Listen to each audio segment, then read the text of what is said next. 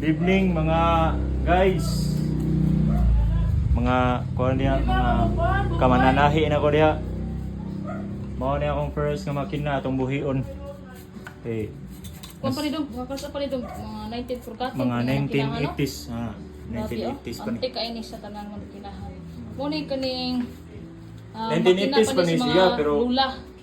pero mo ka ba kano sa ginigimid? Basta vintage siya nga zinger. Original siya.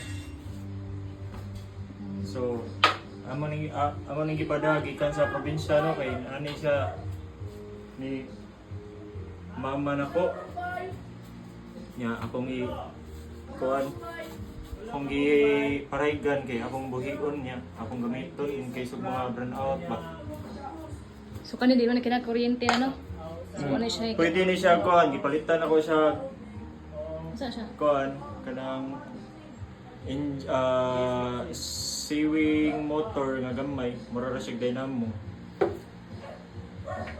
Pero much better ikuan lang siya manuman no.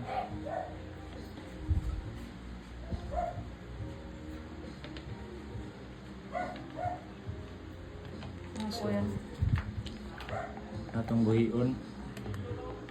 So oil is life ra gini siya. Oil lagi makapabuhi ani.